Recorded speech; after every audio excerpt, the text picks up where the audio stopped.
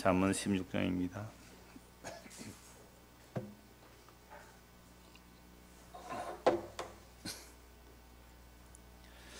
잠언 16장 25절부터 33절까지.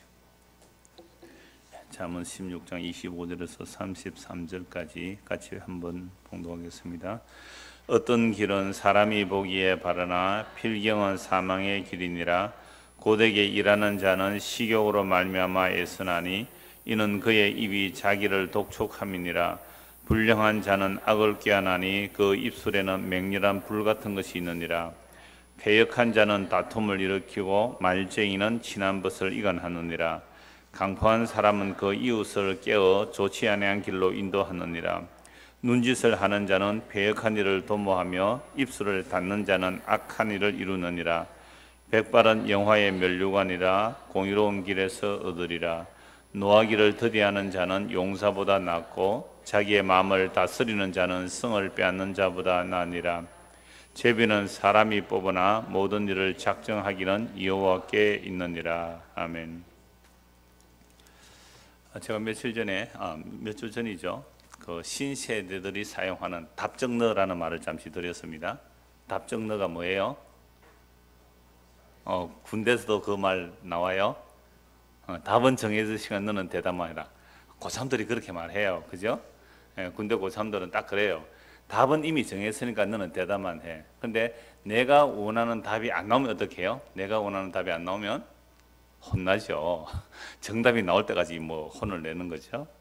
그러니까 만약 정해진 답에 대한 대답이 나오지 않으면 내가 가만히 안 두겠다. 이게 이제 답정너. 저는 그 말 한마디가 이 시대를 다 해석할 수 있다고 봐요. 아담 이후에 타락한 모든 인간의 말들이 거기 다 들어있거든요.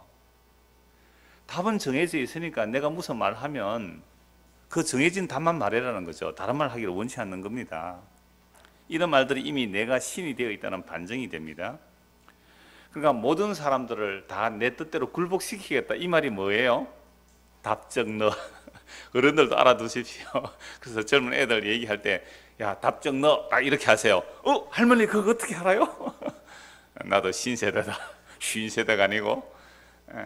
그러니까 할머니가 말하면 그대로 따라 답정너 딱 이렇게 하시면 알아들어요. 그 말을. 할머니가 원하는 것은 정해져 있잖아. 이걸 애들이 알 거예요. 그러니까 결국은 우리가 타락 이후의 인간들은 사람들을 다 자신의 뜻대로 굴복시키고 싶은 게 인간의 그 본성입니다. 자, 그런데 오늘 말씀 33절 한번 보십시오. 제비는 사람이 뽑으나 모든 일을 작정하기는 여호와께 있느니라. 그러니까 작정은 결정이에요. 그 다른 번역으로 결정이 돼. 그러니까 사람이 막 제비 뽑고 막 계획하고 하지만 모든 일의 결정, 모든 일의 작정은 누구에게요? 여호와께 있다. 자, 그렇다면 우리는 평소 살아갈 때 내 뜻과 계획이 있습니까? 없습니까? 늘 있죠. 그러면 내 뜻과 계획이 있고 그 결정권이 하나님의 계획이 있단 말이죠. 그럼 사람의 계획과 하나님의 계획이 충돌이 되겠죠. 그러면 사람의 계획이 충돌되는데 사람의 계획대로 계속 가면 그건 무슨 길이죠? 멸망의 길이고, 하나님의 뜻대로 가게 되면요 생명의 길인데, 그런데 우리가 스스로 내 뜻을 포기하고 생명의 길로 갑니까? 안 갑니까? 안 가요. 우리는 내 길이 옳다고 주장하며 가는 그 길이 멸망의 길인데도 부득부득 고집하면서 그 멸망의 길로 가더란 말이죠. 그래서 오늘 보면 25절 보십시오. 어떤 길은 사람이 보기에 바르나 필경은 사망의 길이라. 그러니까 사람이 자기가 가는 길이 멸망의 길인데 옆에서 야, 그 길로 가면 멸망의 길이야 라고 할 때 회개하고 돌이킵니까? 아니면 고집하며 갑니까? 거의 고집하며 간단 말이에요. 왜? 자기는 그 길이 옳다는 거예요. 자기는 그 길이 바르다는 거죠. 그래서 부모가 자식에게 말하면 그 길이 틀린 길이야, 이 길이 옳아, 그러면 자식들이 뭐라 그래요? 네, 엄마 말씀이 맞습니다. 돌이킵니까? 아니면 자기 주장하고 갑니까? 자기 주장하고 간다. 왜요? 그건 자기가 생각해 이건 바른 길이라는 거죠. 오늘 이 시대는 더더구나 포스트 모던 시대, 하여튼 현대주의를 지난 탈근위 시대거든요. 해체주의라는 말을 하는데 모든 근위를 다 해체해버리는 겁니다. 아주 정당한 근위 있어서 다 해체하는 거, 이걸 자유라 그래요. 여러분, 동성애가 왜 유명해지는 거 압니까? 성경의 근위 무너뜨리는 거죠. 이 모택동의 이론이래요. 이게 모든 권리를 없애버립니다. 교수 머리 잡아서 끌어내리고 하는 이런 일들, 이걸 자유라 그래요. 그러면서 이걸 사람의 뜻 또는 사람들의 다수의 뜻 이렇게 몰고 가는 거죠. 그래서 많은 사람이 결정하면 그게 진리처럼 보이는 것, 아주 무서운 거거든요. 이게 민주주의 아닙니까? 백성이 주인된 그런 주의죠. 그래서 주권이 국민에게서 나오고, 그래서 모든 권력이 국민한다. 우리 대한민국 헌법도 그렇잖아요. 모든 권력은 국민으로부터 나오는 거죠. 모든 주권은 국민에게 있는 거죠. 그래서 얼마 전에 텔레비에서 변호인 나왔잖아요. 변호인. 영화 4년 전에 개봉한 영화인데 1,000만이 넘었죠. 그런데 변호인 TV에서 처음 틀어주던데, 거기서 어떤 이제 공안 경찰이죠. 공안 경찰. 이게 공안이 뭐 하는지 아세요? 공안 경찰, 공안 검찰, 간첩 잡는 거예요. 그러니까 공공의 안녕을 지킨다 이런 의미인데, 어떤 간첩 잡는 일을 하는 사람이 국가를 위해서 그렇게 했다는 거죠. 그러니까 변호인은 뭐라 그래요? 무엇이 국가입니까? 무엇이 국가입니까? 그러니까 헌법 1조 1항 2항을 딱 얘기하죠. 사람들은요, 권력을 가지면 자기가 국가인 줄 알아요. 짐이고 국가다 하는 그런처럼. 이러한 정치 체제가 이제 전제군주거든요. 전제군주 시대. 옛날에는 다 전제군주였잖아요. 조선시대도 전제군주나 마찬가지. 물론 뭐 반대파가 있고 우리나라 같은 경우에 뭐 여러 가지 파당이 있어서 파당 정계가 있었지만, 왕이 권력을 가지면 전제군주가 되고 싶어요. 그 전제군주고, 이 전제가 뭐냐, 마음대로 할 전자더라고요. 마음대로 할 전자예요. 그러니까 군주가 마음대로 하는 게 전제군주거든요. 근데 그 전제군주가 르네상스 문해혁명과 함께 사람들의 이성이 발달하면서 모든 권위를 무너뜨려요. 그 폭발적인 기점은 1789년 프랑스 혁명 맞죠? 1789 맞습니까? 프랑스 혁명, 기억이 깜깜합니다. 하여튼 그러면서 모든 권위를 다 무너뜨려 버리거든요. 자, 그래서 오늘날 세상은 다 무슨 나라로, 거의 다가 무슨 나라예요? 민주주의예요. 민주주의예요. 북한은요, 여러분 착각하시네요. 공산주의 아닙니다. 북한은요, 민주주의입니다. 잠깐만 제가 적어놨는데, 조선 민주주의 인민공화국이에요. 이 사람들은요, 우리는 민주주의인데 조선 민주주의라는 말이 백성이 주인된다는 거죠. 그 다음에 인민을 더 연다는 거야. 인민, 사람이 예. 사람이 자, 그 백성민자거든. 인민이 주인이라는 거죠. 그러니까 북한도 뭐예요? 민주주의입니다. 왜 그래요? 공산당이 당원이 많아서 그렇지 민주주의예요. 공산당 민주주의인데, 조선 민주주의 인민공화국, 이상한데 오늘 뭐 조선 민주주의 민주공화국. 그러니까 북한에서 투표하면요, 뭐 99% 나오잖아요. 공산주의.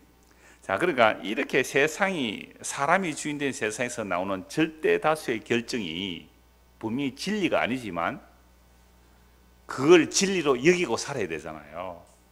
그러니까 우리나라 사람들이 절대 다수가 사회주의를 원해서 사회주의 후보자가 나오고 사회주의 투표를 해서 그 사람이 대통령 되면 우리나라는 무슨 국가로 바뀌어요? 사회주의가 될 수 있는 거죠. 그러니까 세상의 진리관은 진리라서 진리가 아니라, 많은 사람이 다수를 따라 결정하면 그걸 진리가 아니라도 진리인 채로 살아가야 되는 세상이란 말이죠. 그러면 자신의 결정이 소수 결정이라서 채택되지 않으면 어떻게 해요? 테러합니다. 왜 내 뜻은 안 받아주느냐는 거죠. 그래서 이 세상은 정말 조용할 날이 없어요. 방금 우리 찬송했잖아요. 이 세상은 늘 요란하다는 거죠. 이 세상 늘 요란해요. 왜요? 전부 다 자기가 주인되는 세상이기 때문에 그럽니다. 그래서 이런 민주주의 세상 속에서 사람들이 결정해서 이것이 옳다라고 가는데, 절대 다수가 가는데 이 길이 사람들이 보기에는 어때요? 바른 길이잖아요. 민주주의가 옳은 길로 보이잖아요. 전제군주에 비하면 민주주의가 훨씬 좋은 제도로 보이잖아요. 그래서 사람들은 역사가 어떻게 된다? 발전한다 그러잖아요. 역사 발전은 없거든요. 그래서 역사가 발전한다고 봐요. 모든 진보주의자들은 역사가 발전한다고 봐요. 물론 보수주의자들도 뭐 역사는 발전한다고 보는데, 그렇게 해서 진보 발전해서 나온 시대가 오늘 이 시대거든요. 오늘 이 시대만큼 앞으로 가면 더 하겠죠. 정말로 여호와 하나님의 어떤 절대 권력, 또는 절대 주권, 절대 결정력 믿을까요? 조롱의 대상이 됩니다. 정말 조롱의 대상이 돼요. 그러니까 사람들이 뭐 의식이 발달한다, 민주주의가 뭐 팽배해진다, 이게 과연 진리로 가는 길일까요? 아니란 말이에요. 인권 좋아요. 상대적 차별 안 당해야 되죠.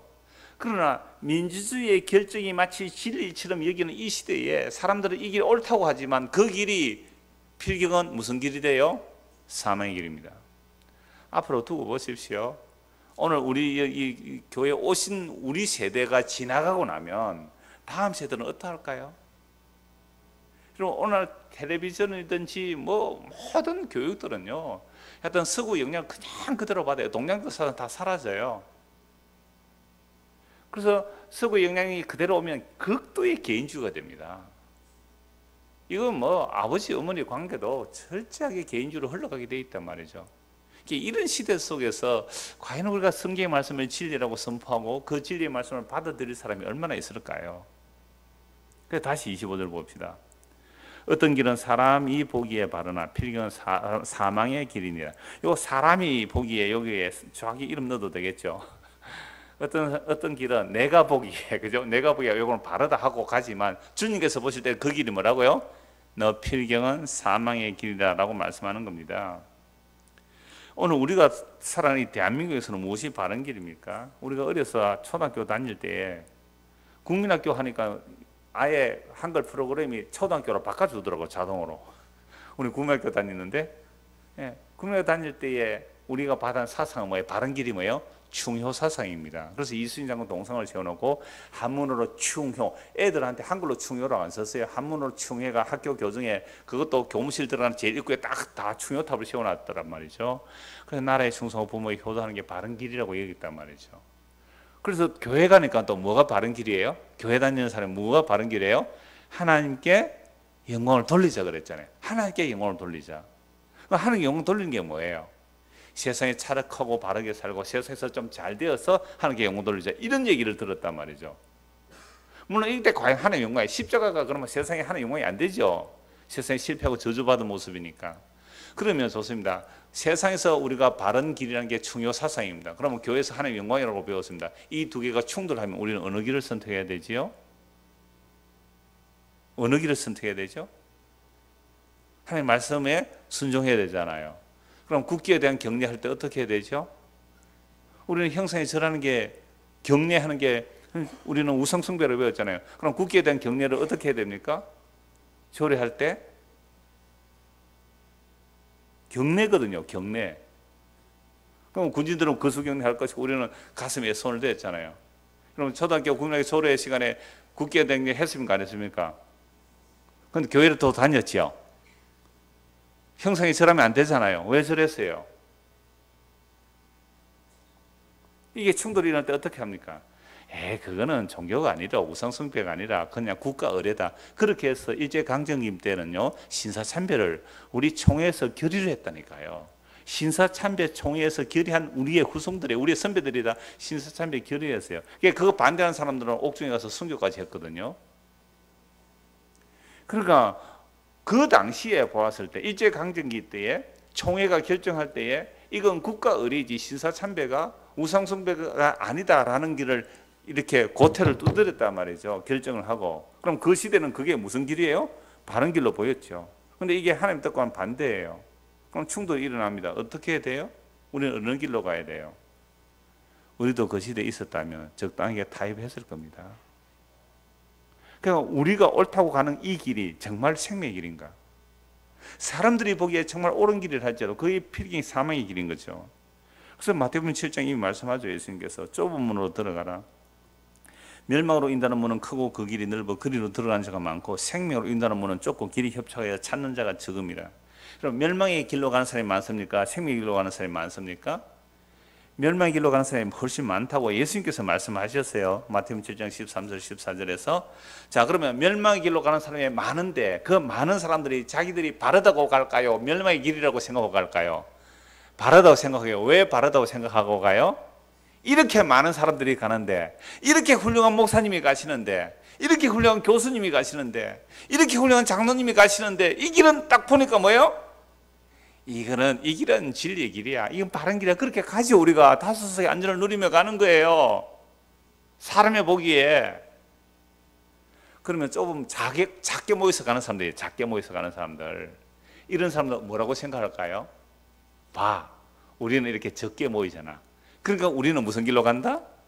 진리의 길로 가잖아. 생명의 길로 가잖아. 이런다니까, 작은 모임을. 그래서 이단들이 핍박받을 때 하는 말이 꼭 무슨 말씀이에요? 봐라, 마태복음 7장 13절 14절에 멸망의 길은 많은 사람이 가는 것이고 이 생명의 길은 좁은 길로 가는 길이야 라고 신천지가 말하는데, 신천지도 14만 명이 넘었으니까 결코 그게 작은 숫자가 아닙니다. 아주 많은 숫자가 되었어요. 신천지 사람들 얼마나 열심인지 아세요? 저에게 수도 없이 편지를 보내요. 교회에서 단체로 보내고, 신천지 교단에서 보내고, 개인들이 얼마나 편지를 보내는지 몰라요. 목사님, 진리의 말씀에 관심 있습니까? 제보고요. 얼마나 편지를 많이 보내는지. 여러분, 그런 게 열심히 있어요? 신천지 교인들이 저에게 편지를 자주 보내요. 주소를 어떻게 알았는지, 목사님 진리에 관해서 들어보셨습니까? 하면서 그들이 공경하는 것은 한기총하고 CBS예요. 그죠? 한기총과 CBS가 틀렸다고. 이렇게 와서 사이트에 들어보라고. 그러니까 좀 작은 무리들은요, 우리는 작기 때문에 진리라고 말하는 거죠. 그러니까 사람의 가치 판단에 따른 길이 아니라 정말로 하나님께서 인정하시는 길은 우리의 선택에 달린 것이 사실 아니죠. 그래서 오늘 제목이 모든 결정은 주님께서 하십니다. 제가 종종 인용하는 말씀이 로마서 12장 36절에 있어요. 만물이 주에게서 나오고 주로 말미암고 주에로 가는 거잖아요. 그러니까 모든 만물이에요. 우리도 포함되는 만물이에요. 만물이 주에게서 나오고 주로 말미암고 주에게로 돌아갑니다. 이건 누구에게 달린 거죠? 주님의 결정에 달렸죠. 우리가 태어나고 보니까 김씨, 박씨, 이씨 집안에 태어났잖아요. 그러니까 내가 태어나고 싶어서 박씨 집에 태어난 게 아니잖아요. 내가 태어나고 나니까 이런 집안에 태어났다란 말이죠. 누구에게로부터 온 거예요? 내가 결정한 거 아닙니다. 주께로부터 온 거예요. 태어나는 것이 내 의지로 태어난 게 아니잖아요. 그래서 거듭나는 것도 내 의지로 태어날 수가 없습니다. 그러나 눈에 보이는 사람이 태어나는 것을 가지고 보이지 않는 거듭남을 설명하는 거죠. 눈에 보이는 것들은 다 보이지 않는 영원한 것을 설명하는 거거든요. 그러니까 태어날 때 우리가 내 의지로 안 태어나듯이 거듭나는 것도 결코 내 의지로 거듭날 수가 없잖아요. 본 어게인은 수동태 밖에 사용할 수가 없는 단어잖아요. 그러니까 우리가 거듭나는 것은 우리의 뜻이 아니에요. 누구 뜻이에요? 철저하게 주님의 뜻이에요. 그럼 믿음으로 거듭난다는 말이 뭡니까? 라고 할 때 그 믿음이라는 말 자체가 우리의 힘과 능력으로 거듭날 수가 없습니다라는 말이 거듭난다는 얘기거든요. 그래서 결정이 주님께 있어요. 우리의 구원이 우리의 결정에 있고, 하나님과 우리가 거래해서 이런 조건을 채워주면 너희를 구원해 줄게 라고 한다면 단 한 명도 구원에 이를 자가 없습니다. 그러니까 만물이 주에게서 나고 주로 말미암고 주에게로 간다는 거죠. 골로새 1장 16절 17절 만물이 그에게서 창조되되 하늘과 땅에서 보이는 것들과 보이지 않는 것들과 혹은 왕권들이나 주권들이나 통치자들이나 군세들이나 만물이 다 그로 말미암고 그를 위하여 창조되었고 또한 그가 만물보다 먼저 계시고 만물이 그 안에 함께 섰느니라. 보이는 것이나 보이지 않는 것이나 다 누구로부터요? 그 예수 그리스도로부터 창조되었고 그로부터 유지되고 있고 그에게로 돌아가고 그를 위하여 창조된 거예요. 그러니까 이러한 말씀들을 보면 결국 우리가 무엇을 결정해서 이루어내는 것이 아니라 하나님의 일은 하나님께서 계획하시고 예수님께서 그 하나님의 모든 계획을 다 이루어내신 겁니다. 그래서 예수님은 이렇게 말씀하시죠. 나는 길이다. 나는 생명이다. 나는 진리다. 우리가 스스로 만든 길은 길이 아니다. 우리가 아까 민주주의 얘기했잖아요. 다수결로 만들어낸 이게 진리다라고 말하는 진리는 진리가 아니다. 우리가 생명으로 말하는 것은 생명이 아니다. 예수님만이 길이며 예수님만이 진리이며 예수님의 생명입니다. 우리가 예수님을 믿는다는 것은 예수님만이 길이요 진리요 생명이심을 믿는지, 아니면 나의 어떤 결정과 우리 사람들이 만들어낸 다수의 어떤 진선미 있잖아요. 진리, 선, 아름다운 추구한 게 인간에게도 있어요. 그것들이 과연 하나님께서 볼 때 진리인가 이 말입니다. 그러니까 사람들은 예수님이 길이요 진리요 생명이라니까 네가 뭔데? 라고 하면서 죽여버린 게 이 세상의 원리예요. 여러분, 종교 중에 가장 뛰어난 종교가 어디예요? 유대교입니다. 세상 모든 종교라는 것은 형상물에 절하는 거예요. 형상물에 절하지 않는 종교가 유대교입니다. 어떤 형상도 이미지도 만들지 말라는 거죠. 어떤 종교가 이미지화 안 된 종교가 있습니까? 모두가 이미지화 됐는데요. 세상의 종교 한번 생각해 보세요. 이미지화 안 된 종교가 없단 말이에요. 유대교는 이미지가 없습니다. 그래서 무슨 종교예요? 말씀의 종교거든요. 그래서 이 말씀이 얼마나 연구를 많이 했을까요? 그러니까 가장 뛰어난 그 서기관과 바리새인의 의를 가지고 예수님을 배척했다니까요. 진짜 진리를 배척해요. 로마의 권력과 결탁해서. 그러니까 유대인, 서기관, 바리새인들 이들의 율법에 정통한 사람들이에요. 그러니까 그러한 말씀을 가지고 진짜 메시아를 배척했다니까요. 그러면 유대인들이 그 당시에 산헤드린 공회에서 예수를 죽이기로 결의하고 배척해서 죽일 때 산헤드린 공회 회원들이 자기들의 길이 옳다고 생각했을까요? 틀렸다고 생각했을까요? 옳다고 생각한 거죠. 그래서 지난주 오전에 보았잖아요. 예수는 성전을 허는 자이고 신성모독자라고. 예수가 신성모독자고 성전을 허는 자라고. 여기서 다 가결해서 예수를 죽여버리지 않습니까? 사람이 옳다고 한 가장 옳음의 기준을 예수님께서 서기관과 바리새인의 의라고 봤거든요. 그런데 너희 의가 서기관과 바리새인의 의보다 더 낫지 않으면 결단코 천국 못 간다 그랬습니다. 그럼 서기관과 바리새인은 인간이 행할 수 있는 가장 의의 상태예요. 그게 바울이거든요. 율법의 의로 흠이 없는 상태. 누가 봐도 옳은 거잖아요. 자타가 인정할 수 있는 그 의의 상태가 예수를 죽였고 예수 믿는 자를 죽인 것이 인간이 바른 길이라고 한 그 최고의 경지가 그거예요. 그렇다면 우리는 유대인의 발바닥도 따라가지 못하는 우리는 뭐가 의의가 있습니까? 뭘 바른 게 있습니까? 우리에게서. 그리고 우리가 바른 길이라고 그래서 초등학교 때 바른 생활을 배웠잖아요. 그죠? 바른 생활. 그 바른 생활을 한다고 천국 갑니까? 그리고 우리가 바른 길이라고 하는 이 바른 길이 필경은 멸망의 길인데 아무도 안 가르쳐줘요. 그걸. 이게 멸망의 길입니다. 안 가르쳐줘요. 종교적 어떤 종교단체에 들어가서 종교적 열심을 내는 사람들 있잖아요. 당신의 이 종교적 열심이 멸망으로 가는 길입니다. 그 종교단체에서 가르쳐 줄까요? 절대 안 가르쳐 주죠. 그러니까 오늘 저와 여러분이 예배당에 나왔잖아요. 이렇게 오늘 말씀 또 듣잖아요. 우리가 이 널푸르게 왔는데 뭐 오행시지라고 하니까 뭐 늘 하니까 늘 복 받으라 뭐 그런 교회를 다니다가 널푸르게 와서 뭐 말씀을 들으니까 이 교회라고 다 같은 교회가 아닙니다. 널푸르게 오세요. 뭐 이렇게 해놨는데 내가 그거 널푸르게 지워버렸습니다. 그럼 이 정말로 이거 이상한 단체가 되는 거잖아요. 네, 몇 개 수정해서 올려놨습니다만은 오히려 이게 좋아요. 널푸는 게 좋다고 왔더니 좋기는 그냥 교만만 늘었습니다. 회개할 줄 알았지 뭐 이런 게 좋아요. 그리고 늘 자고 푹 자고 은밀히 자고 뭐 그런 내용이 좋아요.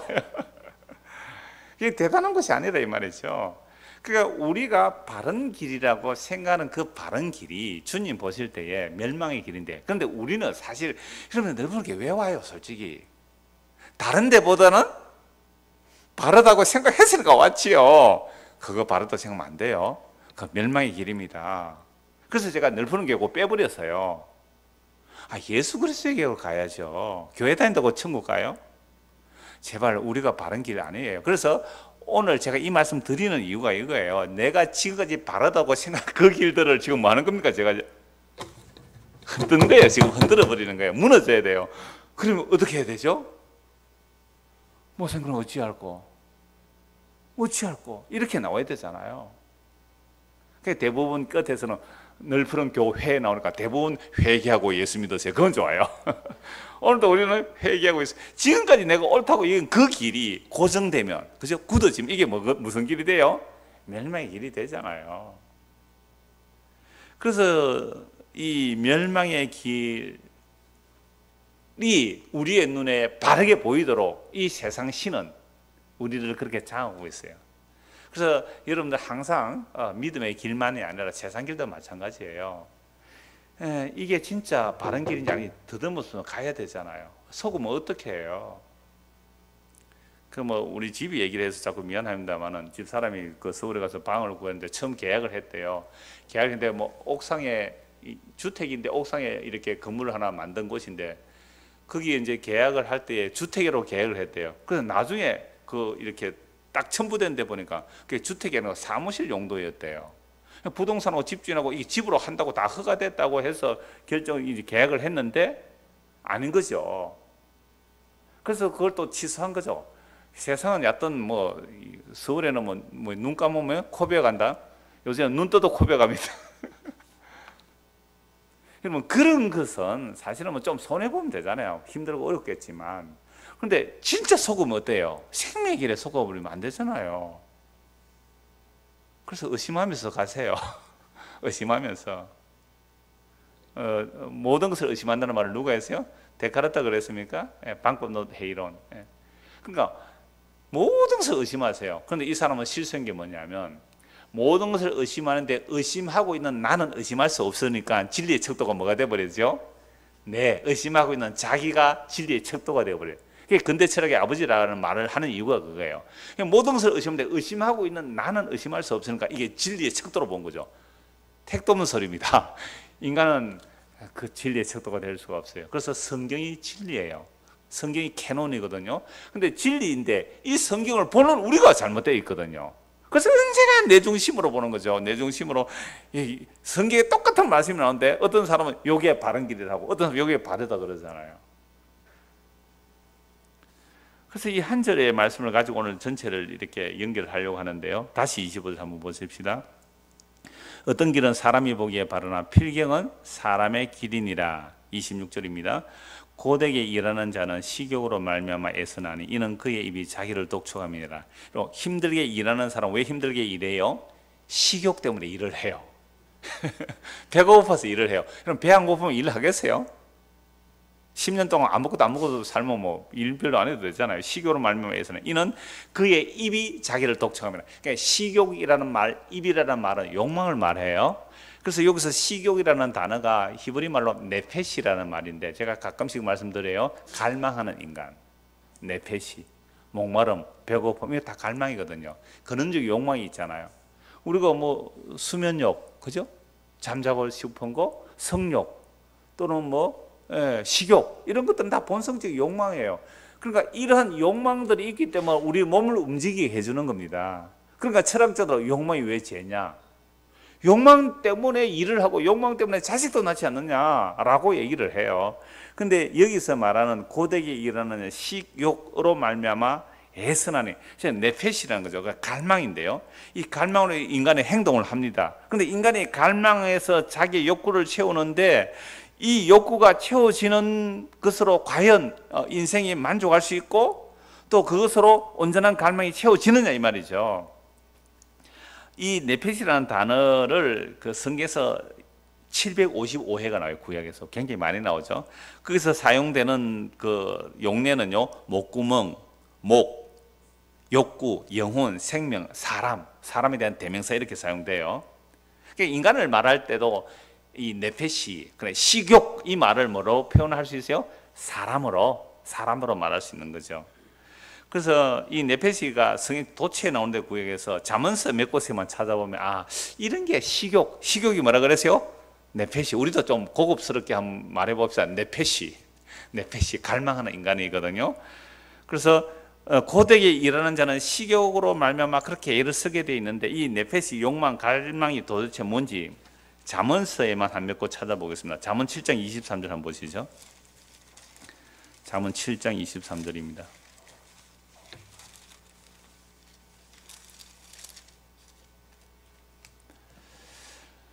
자, 필경은 화살이 그 간을 뚫게 되리라. 새가 빨리 그물로 들어가되 그의 생명을 잃어버릴 줄을 알지 못한 것 같느니라. 이게 무슨 내용이냐면 음녀가 유혹을 하죠. 그러니까 젊은이가 그 음녀의 유혹에 끌려가는 겁니다. 그러니까 성적 유혹에 끌려갈 때에 그 생명을 잃어버릴 줄 모른다. 이런 말 때 이 생명이 네페시예요. 그러니까 음녀의 유혹에 끌려가는데 그렇게 가면 어떻게 된다고요? 필경은 요도 필경이 나오죠. 필경. 그러니까 아까 어떤 길은 바르게 보이나 필경은 사망의 길이라고 그랬잖아요. 그럼 젊은이가 어떤 여자의 유혹, 음녀의 유혹에 빠져서 그 길로 가는 것이 자기는 뭐라고 생각해요? 그게 바른 길이죠. 왜? 나의 욕망을 채워주는 길이잖아요. 그래서 오늘 이 시대 철학자들, 이민주의 철학자들은요, 자기 욕망을 정당화합니다. 자기 욕망을 정당화해요. 그래서 바람 피워놓고 뭐라고 말해요? 나는 내 감정에 충실했습니다. 나의 감정에 충실했어요. 그게 뭐 잘못됐습니까? 내 패시에 충실했다 이 말이에요. 그러니까 이 젊은이가 여자의 유혹에 넘어가서 그냥 나는 내 그 갈망에 충실했다는 거죠. 그런데 그게 간이 뚫힐 것이고 필리경은 새가 그물로 빨려 들어갈 때, 새가 왜 그물로 빨려 들어가면 그 안에 뭐가 들어있어요? 모이가 있잖아요. 그거 보고 딸려가는 거. 그 내 패시 갈망을 이용해요. 그러니까 모든 광고는, 세상에 있는 모든 광고는 뭘 만들어내요? 갈망을 만들어냅니다. 와, 세련돼요. 광고. 모든 광고. 그래서 애들이요, 떠드는 아이도 광고만 편집해서 2시간짜리 만들어 2시간 동안 꼼짝없고 광고만 봐요. 어른 광고도. 그 정도로 광고는 사람의 영혼을 잡아먹습니다. 얼마나 대단한지 아세요? 유튜브, 우리도 유튜브를 방송 나가는데 유튜브가 그 엄청 어마어마한 용량을 무료로 왜 실어줄까요? 광고 때문에. 그 광고 뜨는 그것 때문에 광고비 받고 그 무료로 해줘요. 그러니까 우리 교회 유튜브는 광고를 안 올리잖아요. 광고를 안 올리도 무료로 해줘요. 우리가 광고 올리면요, 수익 받을 수 있어요. 얼마인지 모르겠어요. 1회 클릭에 광고 수익이 얼마 되는지 모르지만 우리도 뭐 1,000회, 2,000회 이렇게 넘어가면 제법 수입을 잡을 수 있어요. 밑에 광고. 근데 광고라는 것은 모든 사람의 없는 그 욕망을 만드는 게 광고예요. 여러분, 얼마나 세련되게 광고예요. 이제는 사물 인터넷 나오잖아요. 사물 인터넷. 말만 하면 알아서 텔레비전이 다 얘기해주고, 또 말만 하면 냉장고에서 뭐가 있습니다 없습니다 다 알려주고, 냉장고 깊은데 뭐가 있는지 잘 모르잖아요. 냉장고 알려서 다 하죠. 요거는 언제 산 것이고 요거는 뭐가 있고요. 그다음에 레시피까지 다 나오는 냉장고 지금 나오고 있잖아요. 실제로. 이런 거 안 사고 싶어요? 욕망이에요. 내 패시예요. 내 패시. 갈망하게 만들어요. 이 세상이 자족하지 못하게 만든단 말이에요.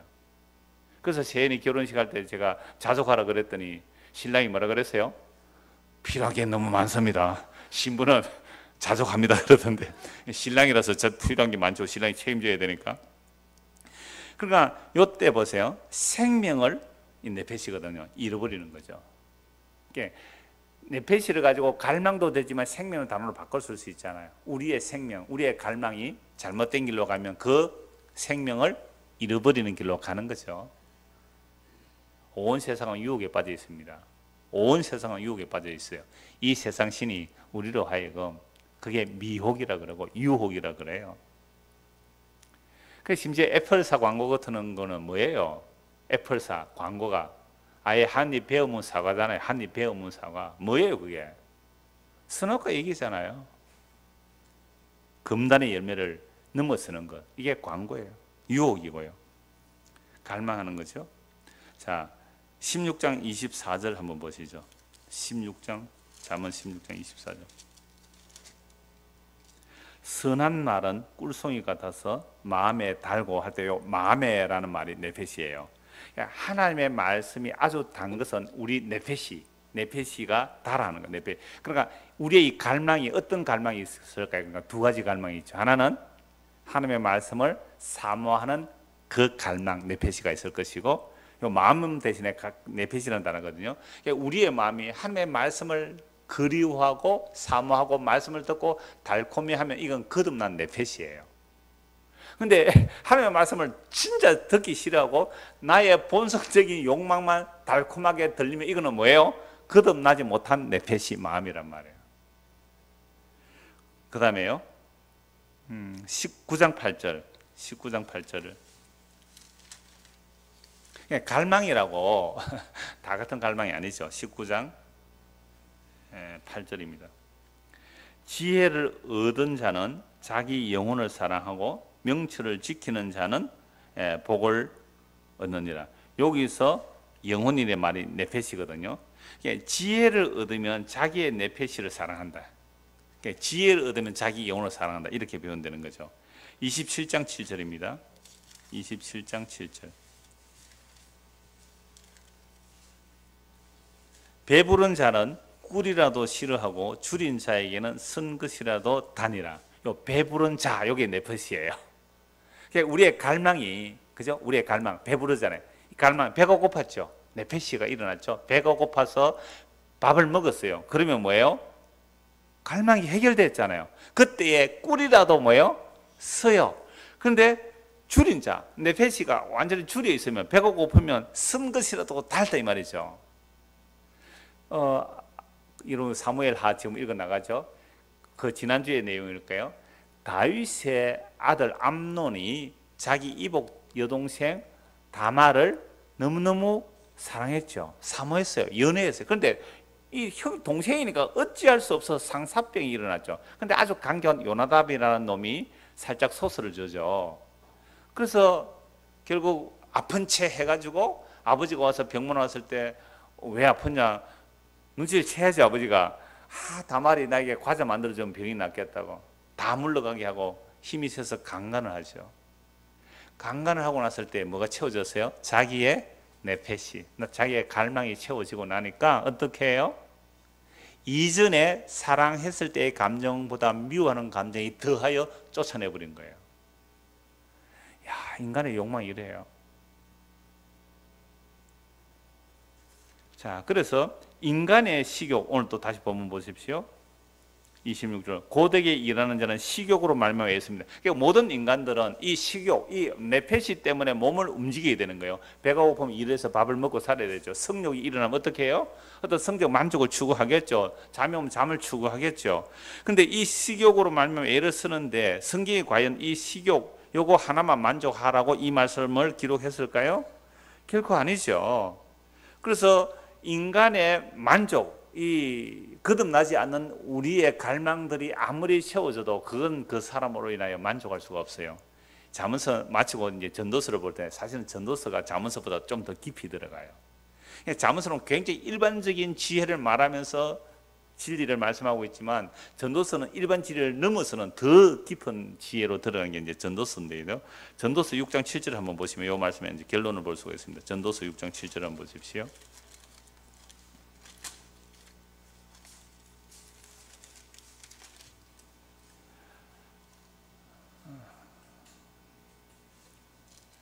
전도서 7장 6절 아닌데요. 사람의 수고는 다 6장 7절 맞습니까? 예, 맞습니다. 6장 6절을 제가 봤네요. 6장 7절입니다. 6장 6절 참 좋은 내용인데요. 그가 비록 천년의 갑절을 산다 할지라도 뭘요? 행복을 보지 못하면 마침내 다 한 곳으로 돌아가는 것뿐이다. 천년의 갑절, 2000년을 살아도 뭘 못 보면요? 진짜 행복을 맛보. 그런데 사람은 자기가 행복해지려면 뭘 채워야 행복해진다 그래요? 자기의 욕망 또는 자기의 갈망이 채워지면 행복하다 그러죠. 그래서 인간은 온갖 갈망을 다 찾아서 헤매이잖아요. 근데 그 갈망 채워진다고 행복할까요? 7절 보십시오. 사람의 수고는 다 자기의 입을 위함이나 그 식욕은 채울 수. 이 식욕이라는 말이 뭐겠어요? 네펫이. 인간의 아까 우리 오늘 본문과 연결되는 거죠. 인간은 식욕 때문에 막 활동하고 일을 하지만 그런데 그 식욕은 뭐가 안 된다고요? 채울 수가 없다. 그러니까 식욕만 말이 아니잖아요. 식욕만 채워지지 않는 게 아니잖아요. 우리의 욕망들 채워진 게 있어요. 인간의 욕망 안 채워집니다. 끝없어요. 배고플 때는 배만 부르면 되겠지만 배가 채워지면 보암직한 유혹이 있는 것이고 세상에 자랑이 나오는 거죠. 욕망 안 채워집니다. 그래서 이 욕망을 채울 수 없는 게 인간이거든요. 그러니까 그 수고로움이 자기 입을 다 채울 수가 없는 겁니다. 인간의 갈망은 수도 없이 많습니다.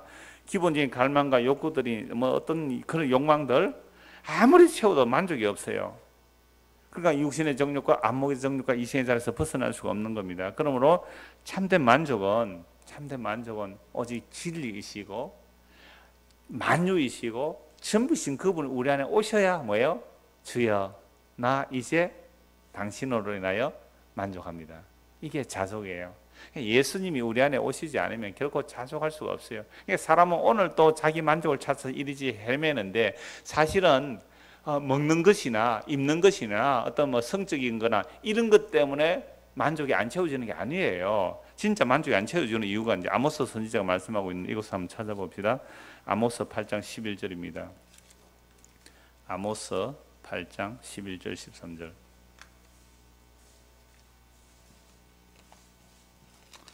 호세아, 요엘, 아모스 8장 11절입니다. 주 여호와의 말씀이니라. 보라, 날이 이르지라 내가 기근을 땅에 보내리니 양식이 없어 주림이 아니요. 아까 네페시라는 것은 식욕을 위해서 일을 한다 그랬을 때에 우리는 기근이 오면 더 배고프겠죠. 그런데 이 기근이 양식 없는 기근이 아니란 말이죠. 내가 기근을 땅에 보내리니 양식이 없어 주림이 아니며 물이 없어 가람이 아니요 여호와의 말씀을 듣지 못한 기갈이라. 사람이 이 바다에서 저 바다까지 북쪽에서 동쪽까지 비틀거리며 여호와의 말씀을 구하려고 돌아다녀도 얻지 못하리니 그 날에 아름다운 처녀와 젊은 남자 다 갈하여 쓰러지리라. 결국 사람들이 갈하여 쓰러지는 이유가 뭐예요? 양식이 없고 마실 물이 없는 게 아니라 뭐가 없어서요? 여호와의 말씀이죠. 그러니까 우리 안에 이 갈망이 여호와의 말씀으로 채워지지 않으면 결코 채워지지 않는다, 이 말씀입니다. 여호와의 말씀의 그 완성. 그래서 예수님께서 나의 결론에도 말씀하겠습니다. 예수님께서 십자가에서 다 이루었다는 그 다 이루심, 말씀의 완성 상태가 우리에게 임하지 않으면 우리는 교회를 다녀도 만족이 없어요. 오늘 어떤 분 전화 왔어요? 이슬고 그분 듣겠지만 뭐 익명이니까 신천지를 15년을 다녔던 사람이래요. 얼마나 열심히 다녔겠어요. 만족이 없었던 거죠. 그래서 서울 서만을 갔대요. 근데 아들은 또 근처 교회에 또 다니고 있고요. 그래서 이러지도 저러지도 못하고 있으니까 너무 불안한데요. 주일도 못 치고 어떻게 해요? 이 얘기를 해요. 그래서 당신 안에 예수님이 계신가요? 당신 안에 예수님이 계신가요? 제가 그걸 질문했어요. 그러니까 이 사람은 신천지 15년 해도 만족이 없고 서울 서마도 만족이 없고, 그리고 이제는 물어볼 데도 없고 저를 장례식에서 봤대요. 차병원 장례식에서 봤대요. 그래서 오늘 조심스럽게 전화를 했다. 목사 아주 조심스럽게 전화가 왔더라고요. 예수님과 함께 지내세요. 예수님과 함께 지내세요. 그러니까 이분은 보세요. 그 어마어마한 신천지 15년을 다녀도 만족이 없었고 거기서 만족이 안 되고 또 불안한 거예요. 또 불안한 거예요. 그래서 제가 그랬어요. 당신이 무인도에 혼자 있다면 어떻게 하시겠어요? 무인도에 가서 혼자 있다면 어떻게 하시겠어요? 2주 전에는 순복음교회 목사님 오셨죠. 제가 이걸 원고로 설명하다가 좀 지자랑 같아서 제가 원고에서 뺐습니다. 순복음 목사님이 순복음교회 다니고 부인도 순복음교회 열심히 다녔고 그래서 신학교까지 해서 목사 안수까지 받으신 분이고 사역도 하신 분인데 이제 개척 준비를 하고 계시네. 몇 분이나 이제 개척을 하다 또 이제 개척 준비를 하시는데 이 목사님이 그 얘기 하시는 거예요. 자기가 목사가 되어서도 계속 2% 부족하대요. 2% 부족해야 돼요. 근데 어느 날 유튜브에서 제 설교를 들었대요. 이게 제 사람 같잖아요. 그래서 완전히 지금 이어폰을 그 사모님이 같이 오셨더라고요. 사모님 얘기하는 게 아예 하루 종일 이어폰을 꽂고 산대요. 그러면서 찾아오신 거예요. 그렇게 목사가 돼도 2% 부족하더래요. 그래서 제가 언약을 따라 주면서 예수님 십자가에서 다 이뤘다는 말씀이 무엇인지 아시기 바랍니다. 그리고 그 동네에 사신다 그러더라고요. 동네. 그래서 내가 차경민 목사님 소개해드렸어요. 그러니까 차경민 목사님 연락 와서 그분이 왔더라고 얘기하더라고요. 그래서 이분에게 그 얘기했어요. 그 옛날에 그 믿음의 글들 1분 글이 회개하소서 십자가에 원수된 교회, 그 책이 허성 목사님이라는 순복음교회 출신 목사님이에요. 그래서 그분 책 안에 뭐가 있냐면 회개하소서 십자가에 원수된 교회예요. 주일 성수 11조로 강조하는 이것은 십자가에 원수된 교회다. 이렇게 순복음교회 목사님 그렇게 책을 써낸 게 있어요. 그분에게 그 말씀을 드린 거죠. 결국 우리도 마찬가지예요. 우리 안에 그 하나님의 말씀이 육신이 되어 오셨고 십자가로 다 이뤘던 그 예수 그리스도가 내 안에 임하여 계시지 아니하시면 우리는 결코 만족할 수가 없단 말이에요. 그 갈망에서 벗어날 수가 없어요. 마셔도 목마를 뿐이에요. 그래서 어떤 분들은 뭐 복음 이곳저곳 쫓아다니는 분도 참 많은데 저는 좀 멈추라고 하고 싶어요. 지식적 추구로서는 우리의 이 네펫이 갈망에 만족이 안 돼요. 오히려 그럴 때는 침잠하라고 합니다. 저는 정말 침잠해야 돼요. 조용히 좀 깔아앉아야 돼요. 정말 내 안에 그분이 계신가 안 계신가 그거 보란 말이죠. 그리고 그분과 사귀면 되는 거예요. 그렇지 않으면 자꾸만 갈증만 나는 거예요. 아까 네펫이 따라해서 죄송합니다. 괜히 그런 거 안 몰라도 되는 거예요. 괜히 그랬네. 자, 그래서 다시요. 26절 보십시오. 고되게 일하는 자는 우리의 갈망, 이 식욕으로 말미암아 애를 쓰지만 그의 입이 자꾸 자기를 독촉합니다. 그러나 우리가 방금 전도서 찾아본 것처럼 사람의 수고는 다 자기 입은 단지 입이 아니죠. 뭐예요? 욕망, 갈망. 그 욕망을 위함이나 그 식욕, 그 네펫이 그 갈망을 어떻게 해요? 채울 수 없습니다. 그러면 세상에 눈에 보이는 그 어떤 것으로 나의 만족을 위해서 채우려고 한다면 평생을 채워도 그게 만족 안 돼요. 그런데요. 누가 오시면 만족이 돼요? 예수 그리스도. 내가 너의 전부다. 너도 나의 전부다. 이게 사랑이거든. 내가 너의 전부다. 너도 나의 전부다. 그래요. 나는 주님밖에 안 보이군요. 그래, 나도 네밖에 안 보인다. 그럼 다른 이 주변의 모든 환경들은 뭐예요? 가족은 뭐며? 이 어려운 환경은 뭐며? 이 모든 나에게 얽혀있는 이 관계들은 뭐예요? 그건 네가 나만 바라보게 하기 위한 도구들이고 장치들이다. 나는 너밖에 없다. 나는 너밖에 없다. 나는 너를 위해서 죽었다. 주님 그렇습니까? 그렇다면 나도 당신밖에 없습니다. 라고 될 때 이게 뭐예요? 갈망이 없어요. 자족해요. 그게 생수가 강처럼 흐르는 천국을 지금 누리고 맛보며 사는 거잖아요. 하나님 나라는 의와 희락과 평강이거든요. 그걸 맛보는 게 예수 믿는 거죠. 무슨 종교 생활에서 만족이 있을까요? 그런데 악인들은 어떻게 하는지 보세요. 악인들은 27절부터 30절까지 악인들이거든요. 간단하게 보겠습니다. 불량한 자는 악을 꾀하나니 그 입술에는 맹렬한 불 같은 것이 있느니라. 이 불량한 자 28절은 패역한 자는 다툼을 일으키고 말쟁이는 친한 것을 이겨내야 패역한 자. 19절 강포한 자는 그 이웃을 깨어 좋지 않은 길로 인도하느니라. 30절 눈짓을 하는 자는 패역한 일을 도모하며 입술을 닫는 자는 악한 일을 이루느니라. 자, 여기서 악한 자가 어떻게 나와요? 불량한 자, 배역한 자, 강포한 자, 눈짓하는 자, 이게 다 악한 자들이에요. 그럼 이들이 하는 일이 뭘까요? 27절 악을 꾀하는데 그 입술에는 맹렬한 불 같은 것이 있느니라. 사람의 입에서 나오는 것은 야고보서 3장처럼 우리 인생을 불사른다 그랬어요. 우리 입이. 그럼 우리 입 아까 입은 뭐였어요? 또 욕망이었죠. 그렇죠? 우리의 욕망이 우리 인생을 불사릅니다. 그러니까 이게 옳다라고 주장하면 우리의 욕망대로 사십시오라고 나오는 자들이 뭐예요? 악을 꾀하는 자잖아요. 이건 인문주의자들이 이렇게 말한다 그랬죠. 우리 감정대로 충실하게 사십시오. 또 진리에서 돌이켜 가는 자들이죠. 28절 패역한 자는 다툼을 일으키고 말쟁이는 친한 것을 이간을. 요 말쟁이는 남의 말하기 좋아하는 사람, 이런 말도 있어요. 남의 말하기 좋아하는 사람. 요 말쟁이들 여기서 요 말하고 저기서 요 말하고 말 옮기는 사람들, 이런 자들 뭐예요? 친한 것을 이간하는 거죠. 그럼 뱀이 혀가 두 개죠. 하나님과 사람 사이를 뭐예요? 이간질을 하고 들어오잖아요. 참으로 이거 먹지 말라고 하느냐? 참으로 이거 먹지 말라고 하느냐? 참으로라는 말이 나오면 참이 참으로 안 보이게 되는 의심이 일어나요. 그죠? 참이라고 말 안 하면 참이었을 텐데 이게 진짜 참이냐라고 물으면 이게 진짜 참이 아닌 거 어떻게 하지? 이렇게 된단 말이에요. 그게 이간질하는 거죠. 하나님과 사람 사이를 이간질하고 사람과 사람 사이를 이간질하는 거. 이게 악한 자예요. 악한 자예요. 29절 강포한 자는 이웃을 깨어 좋지 않은 길로 인도한다. 그러니까 결국 사람을 깨워서 말로 호려서 좋지 않은 길로 인도하는데, 그런데 문제는요, 이 불량한 자, 패역한 자, 강포한 사람의 길이 사람의 보기는 어때요? 바른 길로 보인다는 게 문제죠. 이게 바른 길로 보여요. 대제사장과 서기관들, 율법을 달달 외우는 사람들, 백성들에게 존경을 받는 그들이 어떻게 바른 길이 아니겠어요? 저주받아 침뱉음 당하고 무력하게 십자가에 지는 그 예수가 틀린 길로 보이잖아요. 누가 예수님 편에 선 자가 있어요? 예수님이 옳습니다. 누가 말해요? 절대 다수가 옳은 길이라고 하는 게 예수를 배척하는 길이잖아요. 이 불량한 자, 폐역한 자, 강포한 자가 30절 보십시오. 눈짓을 하죠. 야, 이거 교묘합니다. 눈짓이요.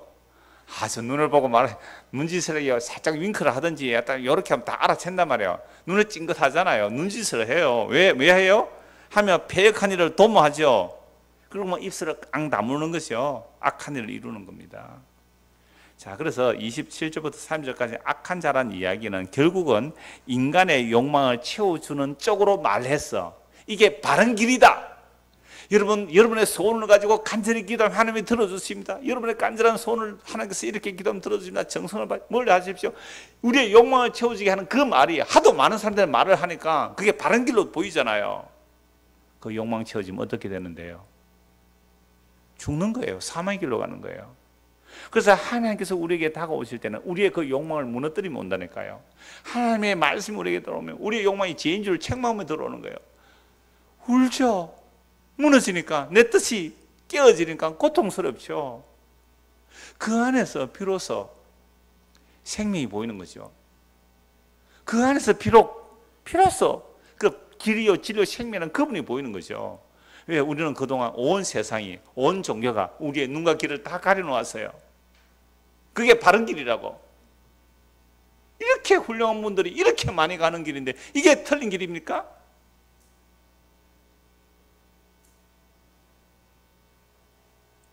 그러니까 보세요. 악을 꾀하고요, 이간하고, 또 좋지 않은 길로, 이웃을 좋지 않은 길로 인도하고 배악한 일로 도모하는 이들이 악한 자들이에요. 31절입니다. 백발은 영화의 면류관이라 공의로운 길에서 얻으리라. 이건 성경 몇 곳에서 나타나는데, 이 백발이라는 것은 흰머리를 말하는 것이고 장수를 말해요. 그럼 장수라는 것은 영화의 면류관은 공의로운 길에서 얻는다 이 말인데, 공의롭게 살면 이렇게 장수한다 이런 표현이 될 수 있는데, 그런데 성경은 또 어렵게 산 사람이 빨리 죽잖아요. 고난 받잖아요. 그럼 도대체 이게 뭘까요? 단지 백발, 장수, 나이 들었다고 옳은 길을 분별하는 게 아니라 호세아서 말씀해 보면 지혜가 없는 사람이 백발이 무성해도 망하는 얘기를 또 하고 있어요. 이거 한번 찾아보면 좋겠습니다. 호세아서 7장, 호세아 7장 한번 보시죠.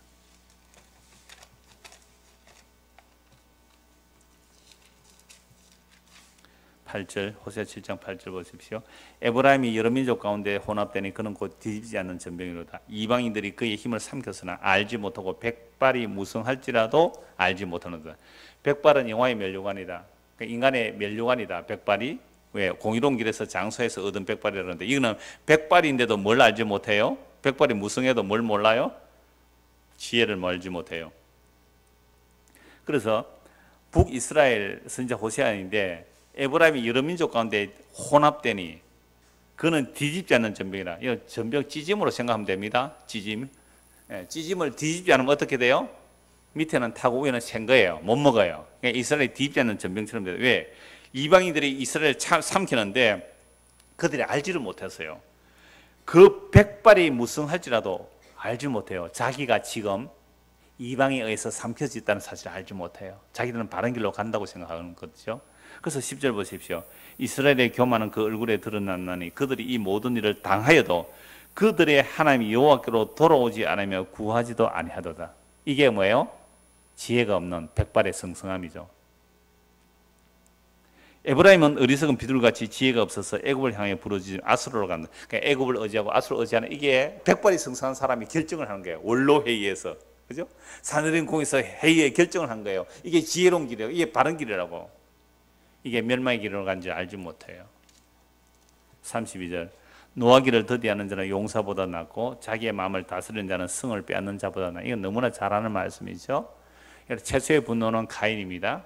가인이 분노하여 아벨을 죽이잖아요. 하나님께서 일방적으로 택하심의 은혜를 무시한 게 가인이에요. 지혜인을 하나님께 받아주시지 않으시는데, 하나님께서 아벨을 받아주시는 것은 지혜인을 용납해 주시는, 또한 그 아벨의 제사는 히브리서 믿음으로 드린 제사를 보여주는데, 이걸 분노하는 것이 이제 가인이거든요. 그러니까 사실은 분노라는 것은 우리 안에서 일어나죠. 이 노하기를 더디하는 자는 용서보다 낫고 자기의 마음을 다스리는 자는 승을 빼앗는 자보다 낫다라고 말하죠. 근데 우리의 분노를 다스릴 수 있습니까? 없습니까? 없더라고요. 왜? 가인 보고 하나님께서 경고를 하죠. 야, 죄가 네 문 앞에 딱 도사리고 있다. 아벨을 죽이려는 그 분노가 도사리는데 너는 죄를 다스리라. 그 죄를 못 다스려요. 그래서 그 분노로 아벨을 죽이죠. 그래서 이 분노를 다스리면 성을 빼앗는 점은 나았는데, 그러니까 이 분노를 우리 스스로 다스릴 수가 없는 거예요. 자, 그런데 어떨 때 우리의 분노가 다스려지느냐 하면, 진짜 말씀 앞에 내 죄가 어떤지 드러날 때에 그 분노는 다스려집니다. 다른 방법으로 절대 안 돼요. 그 예수님의 십자가의 죽으심 앞에 내 모습이 드러나질 때, 내가 예수를 죽인 죄인으로 드러날 그때에라야만이 비로소 분노가 사그러져요. 그러니까 이건 바로 예수님의 용서가 선포되는 자리거든요. 그러니까 현장에서 가늠하는 여인이 잡혀왔을 때 사람들은 다 돌 들고 쳐 죽이려고 준비하고 있었어요. 모세율법에 가면 이런 자 쳐 죽으는데 예수 당신은 어떻게 하겠어? 손가락으로 땅에 글을 쓰시다가 그들에게 말씀하시죠. 너희 중에 지혜 없는 자가 돌로 쳐라. 예수님의 그 말씀 앞에서 지혜 없는 자가 돌을 쳐라. 그 예수님의 말씀 앞에서 자기를 돌아보잖아요. 나는 죄가 있느냐 없느냐. 평소에는 자기 죄가 있다고 생각했어요? 없다고 생각했어요? 이 사람 돌던 사람들이 평소에 자기 죄가 있다고 생각해요? 없다고 생각했어요? 없다고 생각했죠. 그러니까 돌 들고 죽이려고 했죠. 율법의 의로 자기는 가늠을 안 했으니까. 마음에는 가늠했을지라도 가늠을 안 해서 죄가 없다고 생각한 거죠. 그런데 예수님께서 너희 중에 죄 없는 자가 돌로 치라 하는 순간 자기 마음의 가늠도 죄로 다 드러나 버리잖아요. 그게 마태복음 5장 6장 7장이죠. 그때에 손에 돌을 놓게 되는 겁니다. 우리 안의 분노, 절대 우리 스스로 마음 수련을 한다고 될 줄 압니까? 금식한다고 될 줄 압니까? 안 됩니다. 죄 없는 자가 돌을 치라. 그 주의 말씀이 내 앞에 비춰질 때, 내가 지혜인 중에 계심을 때 비로소 손에 돌멩이들이 놓아질 거예요. 그래서 제가 아주 오래전에 그 설교할 때 벌써 20년 넘었을 거예요. 이런 설교를 했어요. 조용해졌죠. 늙은이로부터 젊은이까지 다 돌아가는데 제가 이런 표현을 했어요. 돌 떨어지는 소리만 툭툭 들렸습니다. 그거예요. 그 주의 말씀 앞에 내가 죄인으로 드러날 때, 그제서야 나의 분노가 나중에 찬송이 돼요. 성경에 보면 놀라운 말씀이 있어요. 인간의 분노가 찬송으로 바꾸실 것이라고요. 이게 하나님이 하시는 일이에요. 그래서 33절 같이 읽읍시다. 제비는 사람이 뿜어나 모든 일을 작정하기는 여호와께 있느니라.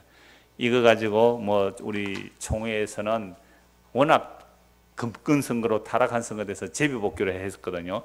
그냥 다시 또 제비뽑기 하지 말자는 사람이 있어요. 어떤 목사님은 막 자기 사비로 기독신문에 광고를 해서 제비뽑기가 성경의 원리다. 그런데 오순절 성령 임하고 나서는 제비뽑기가 없어요. 성령 임하고 나면 성령 임한 자가 보고 분별해서 하면 되는 것이, 그걸 제비 뽑을 이유가 없단 말이에요. 그래서 이 제비 뽑는다는 말은 구약적 표현이에요.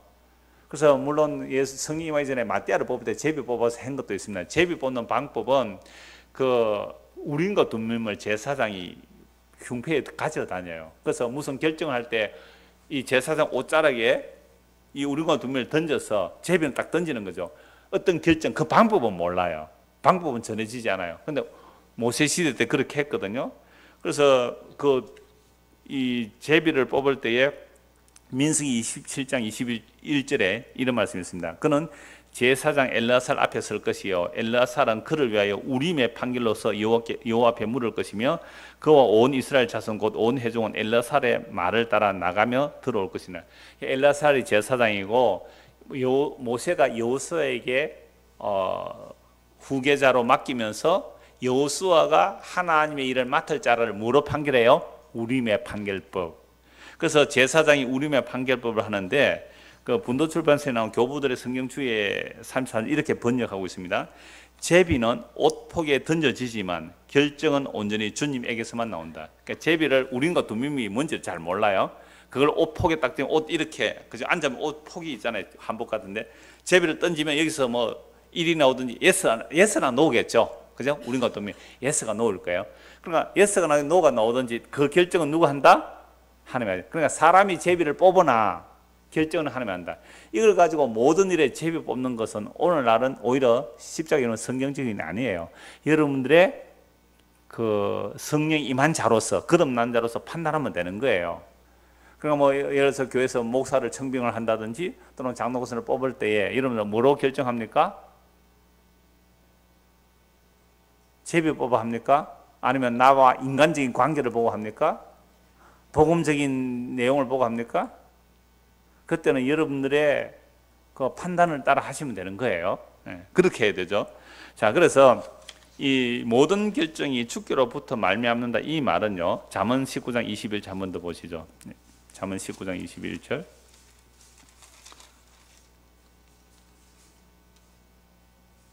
자, 같이 한번 읽겠습니다. 사람의 마음에는 많은 계획이 있어도 오직 여호와의 뜻만이 완전히 있으리라. 결론이 나지요. 우리 안에 계획이 있습니까 없습니까? 얼마든지 우리 마음에 계획이 있죠. 군에 제대하면 나는 뭘 할까? 계획 세워요 안 세워요? 세우죠. 온갖 계획이 다 있을 거예요. 그런데 사람의 마음에 많은 계획이 있어도 누구 뜻만 써요? 오직 여호와의 뜻만 있어요. 이렇다고 해서 나는 이제 내 뜻 안 세울래. 그렇게 살 수 있어요? 제대하면 뭐 할래? 모르겠는데요. 복학할래? 모르겠는데요. 공부를 계속 할래? 모르겠는데 이럴까요? 그런 얘기 아니죠. 그런 일은 열심히 하셔야 돼요. 우리가 이 땅에 발디고 사는 한 갈라디아서 말씀대로 심은 대로 거두니까 이 땅에 사는 한 열심히 일해야 돼요. 내 일에 있어서 열심히 정말 최선을 다해 일을 하세요. 그러니까 마땅히 그렇게 살아가는 거예요. 그런데 그러면 하나님께서 모든 일을 결정한다는 게 무슨 얘기일까요? 생명에 관한 이야기입니다. 짜장면 먹을까요? 짬뽕 먹을까요? 기도해 보세요. 네 입맛 당기는 대로 먹어라 이러실 거예요. 짬뽕 먹을까요? 짜장면 그냥 알아서 그냥 짬짜면 먹어도 돼요. 그런 거 묻지 마세요. 그러니까 하나님께서 우리에게 이 계획을 세운다고 할 때 그럼 목사님 그럼 하나님 모든 것을 계획한다면 내가 결혼하고 안 하고도 하나님 손에 딸렸나요? 물론 나중에 보면 하나님께서 계획하신 일이 있을 거예요. 그러니까 그런 말이 아니라 정말로 우리가 여러 가지 계획을 하지만 정말 여호와의 뜻만이 세워진다. 우리의 뜻과 계획은 우리의 평소의 뜻과 계획은 썩어질 계획입니까? 영원한 계획입니까? 썩어지고. 그럼 우리의 평소의 뜻과 계획은 보이는 것입니까? 보이지 않는 것입니까? 우리의 뜻과 계획은 평소에 생존에 관한 것입니까? 생명에 관한 것입니까? 전부 앞에 거지요. 이런 것들은 여러분들이 계획 세우고 열심히 사세요. 그래서 하나님의 뜻만이 세운다는 것은 하나님이 영원하신 분이고 하나님이 영원한 생명이세요. 그래서 하나님이 영원한 생명을 우리에게 심어주기 위해서 우리에게 다가오실 때는 우리의 뜻과 계획들이 무너지더라 이 말입니다. 나의 그 든든한 그 뜻과 계획들을 무너뜨리면서 하나님의 뜻과 계획을 우리에게 심으시는 거예요. 그래서 복음 전하는 자가 이렇게 전해야 되는 겁니다. 이사야 40장 보시죠. 이사야 40장 6절 8절 간단하게 두 번만 보고 말씀 맺겠습니다. 뭐 간단하게 했는데 벌써 시간이 1시간이 지났는데요. 이사야 40장 6절 8절입니다. 같이 한번 읽죠. 말하는 자의 소리여 이르되 외치라. 대답하되 내가 무엇이라 외치리까 하니 이르되 모든 육체는 풀이요 그의 모든 아름다움은 들의 꽃과 같으니 풀은 마르고 꽃이 시들면 여호와의 기운이 그 위에 불미라. 이 백성 실로 풀이로다. 풀은 마르고 꽃은 시드나 우리 하나님의 말씀은 영원히 서리를 하라. 우리 인생이 뭐예요? 풀은 말라요. 풀은 마른 꽃도 시들어요. 그러니까 우리 다 늙고 시들어가지요. 풀은 마르고 꽃은 시들어요. 여호와의 기운이 한 뜨거운 바람 확 불면 그 아름답게 핀 꽃이 하루아침에 다 말라버린대요. 저녁에 바짝 말라버린대요. 그 뜨거운 아라비아에서 불어오는 뜨거운 그 동풍이 확 한번 몰아치면 그 아름답게 피어있던 꽃들이 확 다 말라버린대요. 너무 실감 나겠죠. 풀은 마르고 꽃은 시드나 주의 말씀은 영원토록 있도다. 외치는 자의 외치라. 복음 전하는 자들 뭘 외쳐야 돼요? 여러분 우리의 풀 같은 인생들의 계획, 우리의 뜻 그런 것들은 풀의 꽃과의 영광과 같은 것이고 이런 것들은 여호와 기운이 한 번 오면 확 말라버립니다. 그러므로 마르지 않고 시들지 않는 뭐요? 하나님의 말씀만은 우리에게 영원합니다. 이 말을 외치고 이 말을 전하라는 거잖아요. 이게 뭘까요? 한 것 보고 마무리하겠습니다. 베드로전서 1장입니다. 베드로전서 1장 23절. 그러니까 여호와의 뜻만이 세워진다. 모든 계획의 결정은 하나님이 하신다는 말씀일 때 바로 이 말씀이에요. 베드로전서 1장 23절 1절에서 25절 같이 읽읍시다. 너희가 거듭난 것은 썩어질 씨로 된 것이 아니요 썩지 아니할 씨로 된 것이니 살아있고 항상 있는 하나님의 말씀으로 되었느니라. 그러므로 모든 육체는 풀과 같고 그 모든 영광은 풀의 꽃과 같으니 풀은 마르고 꽃은 떨어지되 오직 주의 말씀은 세세토록 있도다 하였으니 너희에게 전한 복음이 곧 이 말씀이에요. 그러니까 우리 인생의 계획과 뜻들은 다 무너져 내리지만 오직 하나님의 뜻만이 결정되고 하나님의 결정된 뜻만이 영원히 세워진다는 것은 바로 복음이라는 거죠. 우리가 평소에 생각하고 계획하였던 것들은 결코 복음이 아니었습니다. 우리가 원하는 것은 썩어질 세상의 영광이었습니다. 내세를 생각한다고 하여도 그것은 나의 영광이 영속되기를 원한 것이지 일찍 죽임당하는 어린 양의 영광이 아니었습니다. 그러므로 이러한 생명에 관한 모든 결정을 하나님 아버지와 그 아들과 성령께서 하신 것입니다. 만약 이런 결정을 우리에게 맡기셨다면 우리는 어디로만 가요? 멸망의 길로 갈 수밖에 없어요. 우리에게 이 결정을 안 맡기고 모든 결정을 주님께서 하신다는 게 얼마나 큰 복음입니까? 우리하고 의논하고 이렇게 해주면 구원해 줄게 이렇게 우리에게 결정을 안 맡겼다는 거예요. 우리에게 의논을 안 맡기는 결정을 우리에게 주시지 않는 거예요. 아버지와 아들의 계획하시고 성령을 우리에게 부어주셔서 그 계획을 이루어 가시는 거예요. 그러므로 모든 결정을 주님께서 하신다는 이 말씀이 우리에게 드디어 뭐가 되죠? 복음이 되죠. 그래서 예수님께서 홀로 십자가에서 다 이루었다 하셨군요. 그 제자들도 다 도망가고 홀로 다 이루었다는 그 주님의 복음이 우리 안에 담겨지는, 그리하여 비로소 심과 그 안식과 기쁨을 맛보며 누리는 성도로 살아가기를 소원합니다. 기도하겠습니다. 하나님 아버지, 우리의 뜻과 계획대로 내버려 두시지 아니하시고 하나님의 뜻과 계획을 영원전부터 약속하시고 그 약속을 십자가를 통해 우리에게 부어주시니 감사합니다. 주여, 주께서 모든 계획을 작정하시고 완성하시고 이루시고 우리에게 주시기까지 하나님께서 해주신 것이 얼마나 감사한지 믿음으로 받아들일 수 있는 우리 모두가 되도록 은혜를 베풀어 주옵소서. 예수 그리스도를 받들어 기도드리옵나이다. 아멘. 자유롭게 기도하고 돌아가겠습니다.